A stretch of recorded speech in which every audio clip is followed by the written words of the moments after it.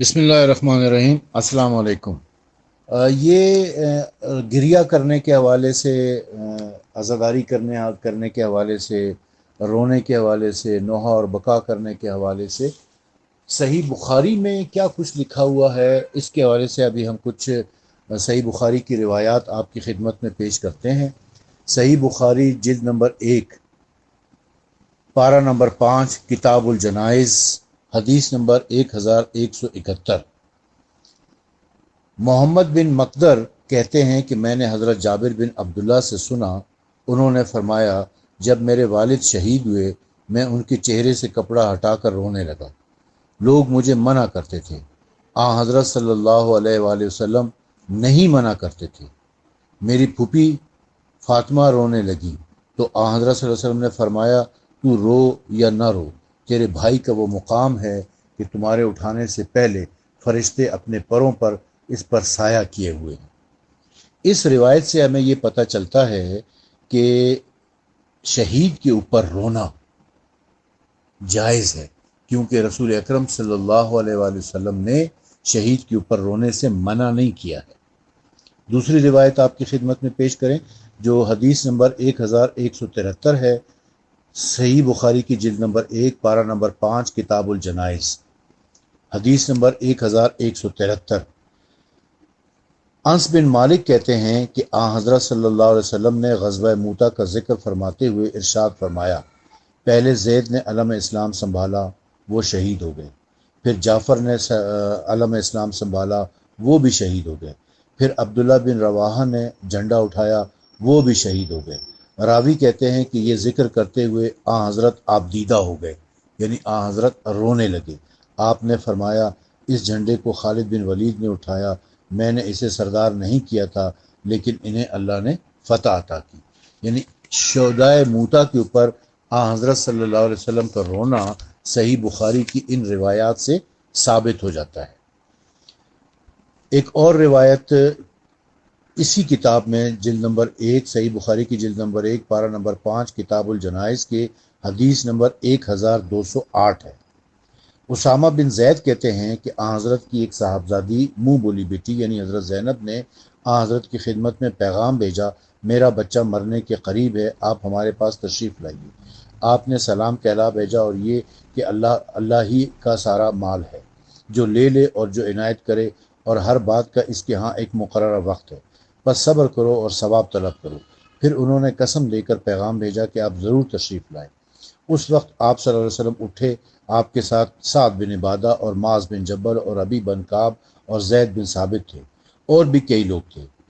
आप साहबजादी के घर पहुंचे, बच्चे को आपके सामने लाया गया, वो दम तोड़ रहा था। अबू उस्मान कहते हैं कि मेरे ख्याल में उसामा ने कहा जैसे पुरानी मश्क होती है। ये देखकर आप सल्लल्लाहु अलैहि वसल्लम की आंखों से आंसू बह निकले। साद बिन अबादा ने अर्ज़ किया कि या रसूल अल्लाह, ये रोना कैसा?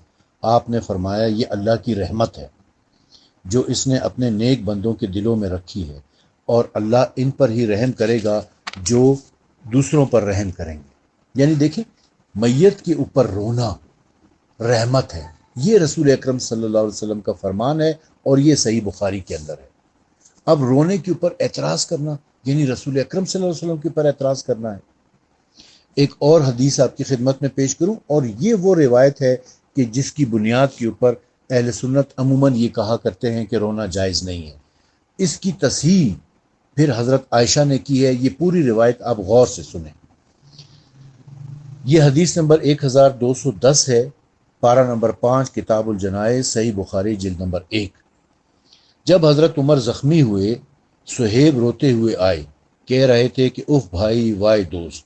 हज़रत उमर ने इनसे कहा, सुहेब, क्या तू मुझ पर रो रहा है? हालांकि हज़रत सल्लल्लाहु अलैहि वसल्लम का इरशाद है कि मैयत को इसके घर वालों के इस पर रोने से की वजह से अजाब होता है। इब्ने अब्बास कहते हैं कि जब हज़रत उमर का इंतकाल हो चुका तो मैं इनकी ये हदीस हज़रत आयशा से बयान की। उन्होंने कहा कि अल्लाह ताला हज़रत उमर पर रहम करे, इनकी गलती माफ़ करे। बाखुदा हज़रत सल्लल्लाहु अलैहि वसल्लम ने ये नहीं फरमाया कि अल्लाह मोमिन पर इसके घर वालों के रोने से अजाब करेगा, बल्कि हज़रत सल्लल्लाहु अलैहि वसल्लम का इरशाद है کہ کافر کے گھر والے جب اس پر روتے ہیں تو اللہ اسے اور زیادہ عذاب دیتا ہے، اور کہنے لگیں کہ قرآن کی یہ آیت کافی ہے بطور دلیل۔ ابن عباس نے اس وقت یعنی ام لبان کے جنازے کے موقع پر سورہ نجم کی یہ آیت پڑھی، اللہ ہی ہنساتا ہے اور وہی رلاتا ہے۔ ابن ابی ملیکہ نے کہا کہ ابن عباس کی یہ تقریر سن کر ابن عمر نے کوئی جواب نہ دیا۔ دیکھیں اصل مسئلہ کیا تھا کہ حضرت عمر نے رسول اکرم صلی اللہ علیہ وآلہ وسلم سے یہ حدیث سنی تھی کہ جب میت پر کوئی روتا ہے تو اس میت کو اللہ تعالیٰ کی طرف سے عذاب دیا جاتا ہے۔ یہ حدیث حضرت عمر نے حضرت صہیب کو بیان کی جب وہ زخمی ہو گئے تھے اور قریب المرگ تھے۔ تو یہ حدیث جب حضرت ابن عباس کو پتہ چلی تو انہوں نے حضرت عائشہ کی خدمت میں عرض کیا، تو حضرت عائشہ نے کیا کہا؟ حضرت عائشہ نے کہا کہ حضرت عمر کو غلط فہمی ہوئی ہے، رسول اللہ نے یہ نہیں کہا تھا کہ مومن کے مرنے کے اوپر، مسلمان کے مرنے کے اوپر رونے سے اس کی میت کو عذاب ہوتا ہے، بلکہ انہوں نے یہ کہا تھا کہ کافر اگر مر جائے اور اس کے گھر والے اس کے اوپر رو رہے ہوں تو اس سے میت کو عذاب ہوتا ہے۔ یہ حضرت عمر کی غلط فہمی تھی جس کی تصحیح حضرت عائشہ نے کی ہے۔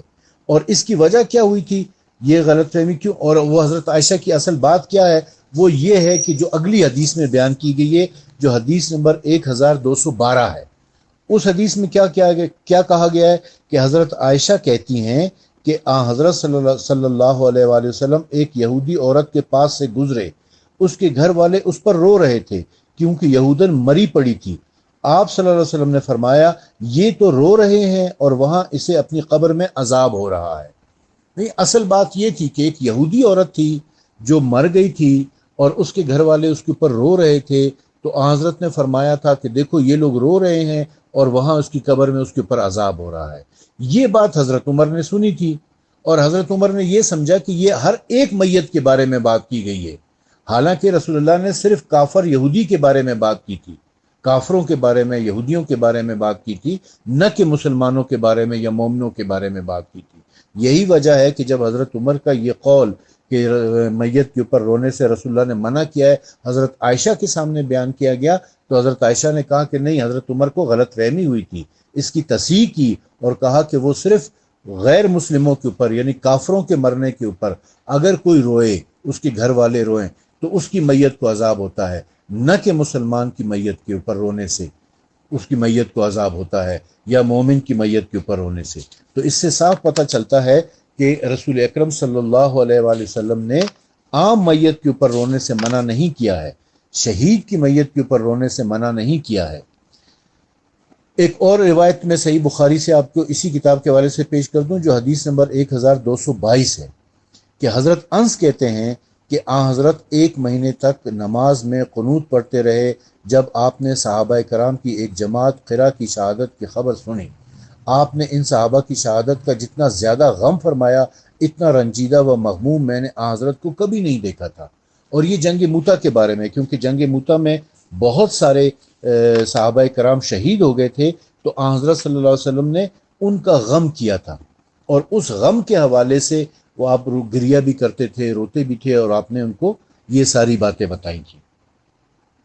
ایک اور حدیث اسی حوالے سے بیان کرتا ہوں، 1225 نمبر حدیث ہے، صحیح بخاری جلد نمبر 1 پارہ نمبر 5 کتاب الجنائز میں۔ حضرت انس بن مالک کہتے ہیں کہ ہم حضرت صلی اللہ علیہ وسلم کے ساتھ ابو یوسف لوہار کے پاس گئے۔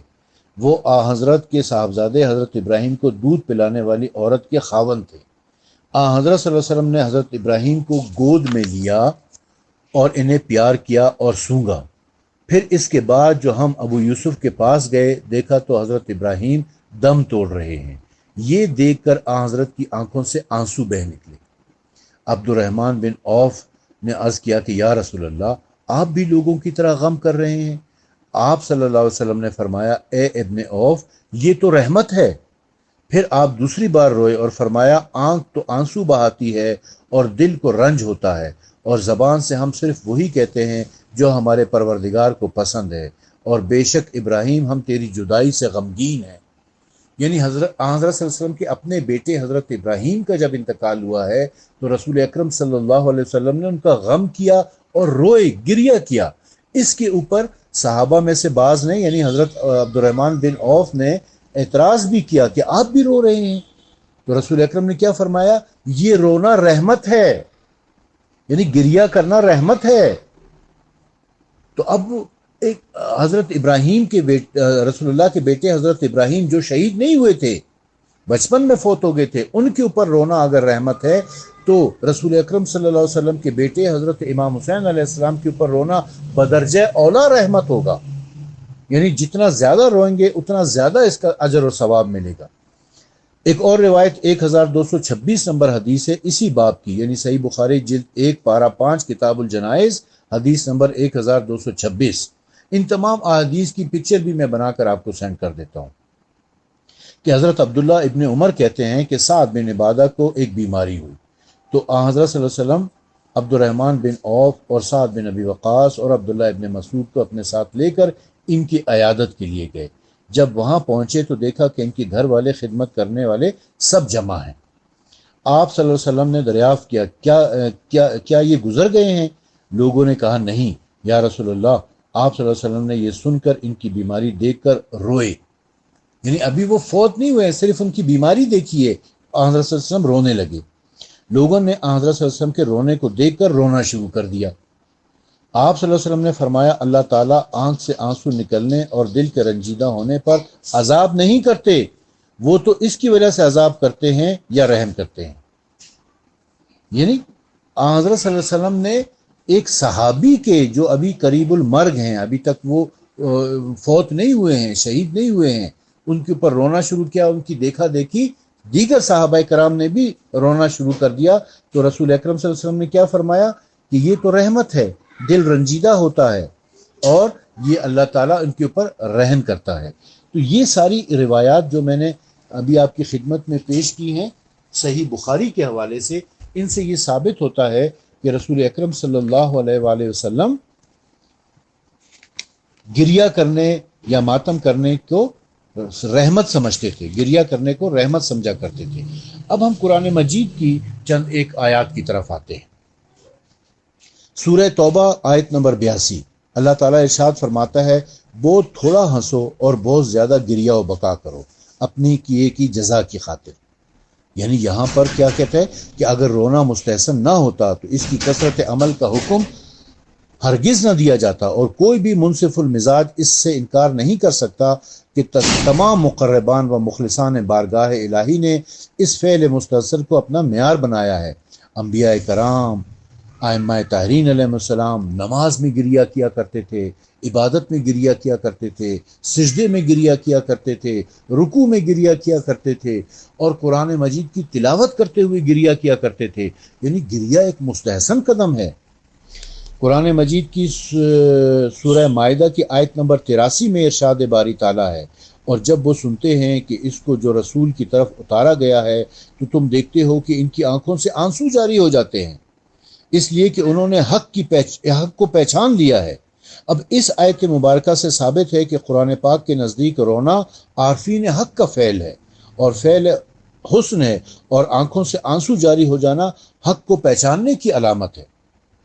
قرآن کریم میں اس وقت کے بارے میں کہ جب فرعون اور اس کا لشکر غرق ہو گیا تو ارشاد باری تعالیٰ ہے نہ ان پر آسمان رویا اور نہ زمین نے گریہ کیا اور نہ ہی انہیں اللہ کی طرف سے مہلت دی گئی۔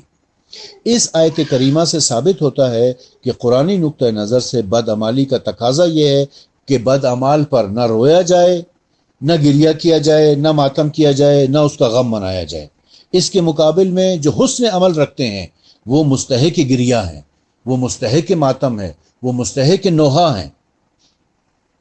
تو اب آپ خود فیصلہ کریں کہ کیا امام حسین علیہ السلام کی قربانی مستحسن اقدام نہیں تھا؟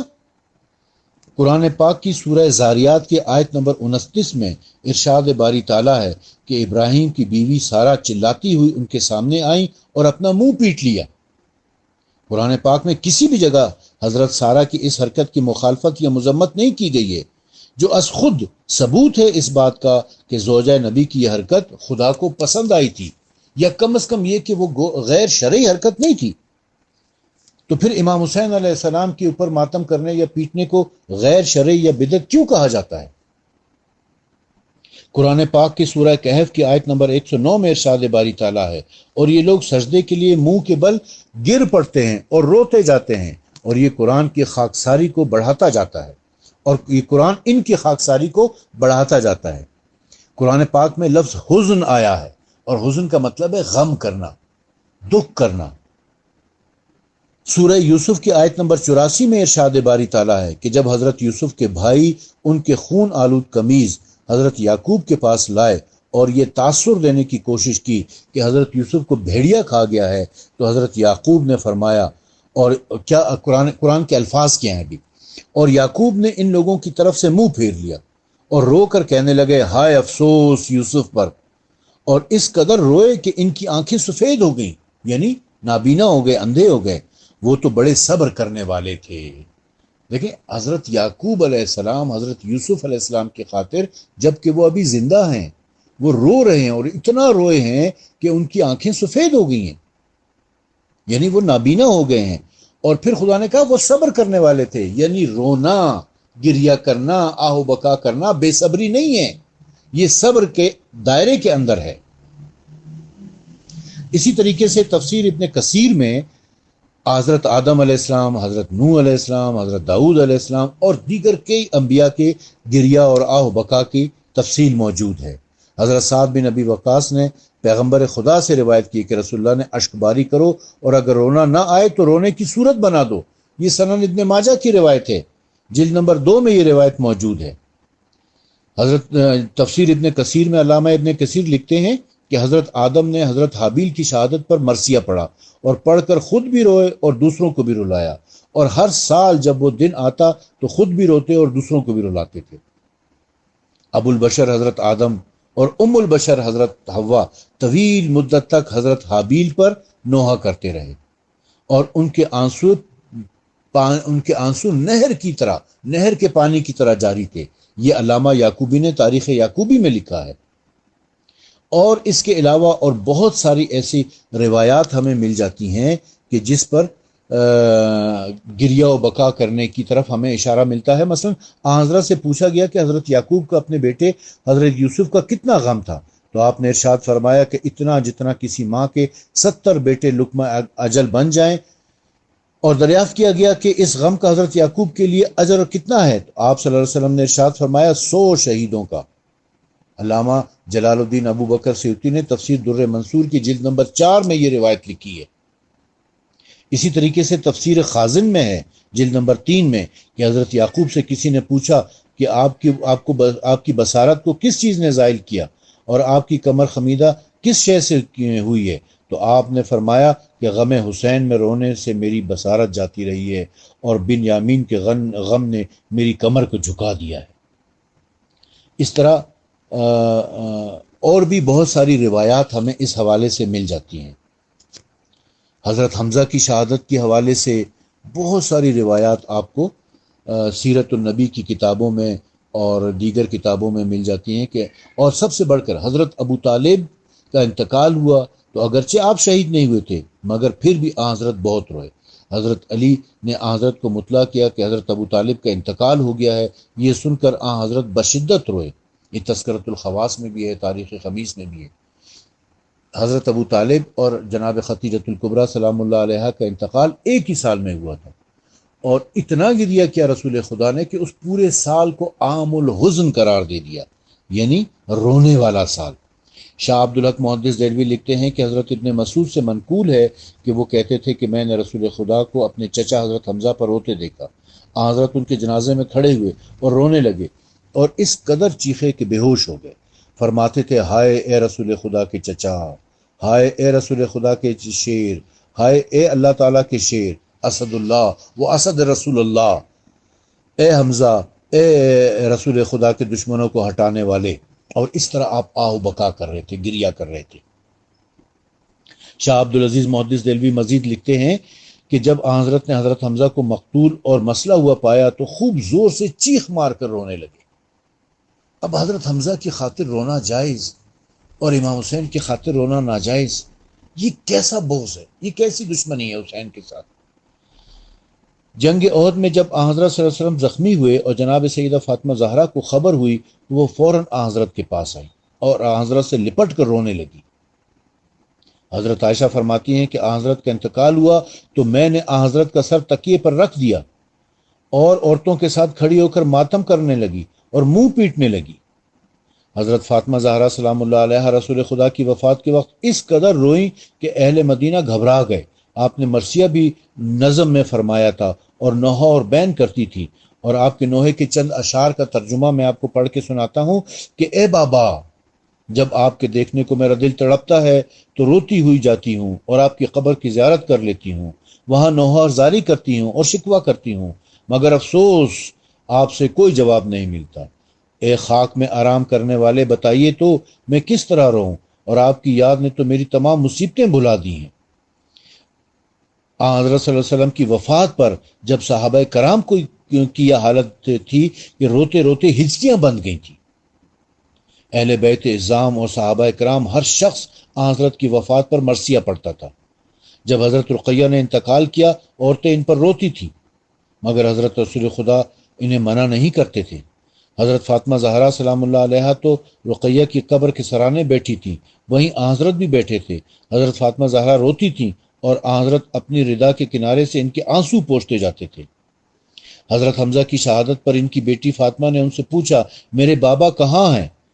یہ سوال سن کر جناب رسالت مآب صلی اللہ علیہ وسلم کی ہچکیاں بند گئیں اور وہ بے حد گریہ کرنے لگے۔ اور اسی طریقے سے اور بہت ساری روایات ہیں جو ہم آپ کی خدمت میں پیش کر سکتے ہیں۔ انشاءاللہ العزیز مزید بھی اس حوالے سے ہم آپ کی خدمت میں پیش کرتے رہیں گے۔ آج کے لیے اتنا کافی ہے، باقی انشاءاللہ کل۔